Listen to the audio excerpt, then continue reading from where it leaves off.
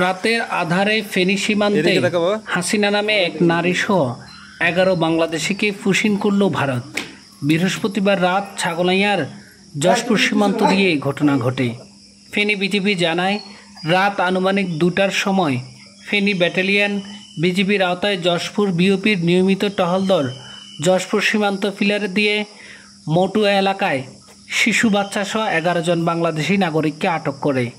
এদের মধ্যে একজন পুরুষ, 7 জন নারী ও 3 জন শিশু রয়েছে। আটককৃতদের জিজ্ঞাসাবাদে তারা জানায়, বাসাবাড়ির কাজ বা বিভিন্ন কাজের উদ্দেশ্যে চোরাইভাবে দালালের মাধ্যমে বেনাপোল দিয়ে ভারতে প্রবেশ করে।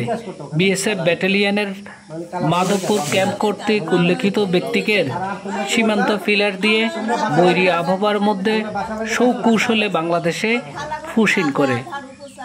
আটককৃতদের ছাগলাইয়া থানায় হস্তান্তরের কার্যক্রম চলছে।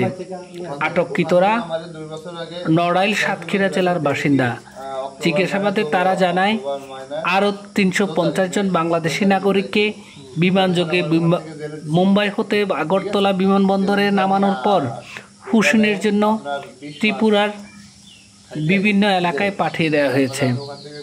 এই ব্যাপারে স্থানীয় প্রশাসনকে বিষয়টি অবহিত করা হয়েছে। স্থানীয় প্রশাসন উদ্ধারকৃত বাংলাদেশি নাগরিকদের পরবর্তী কার্যক্রম গ্রহণ করবে।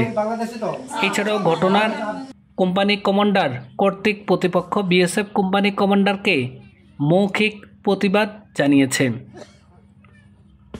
ফেনী বিজিবির অধিনায়ক লেফটেন্যান্ট কর্নেল মোশাররফ হোসেন জানান, সীমান্তে নিরাপত্তা রক্ষা, চোরাচালান প্রতিরোধ সহ অবৈধ অনুপ্রবেশ ফুসিন নিয়ে বিজিবি সতর্ক অবস্থানে আছে।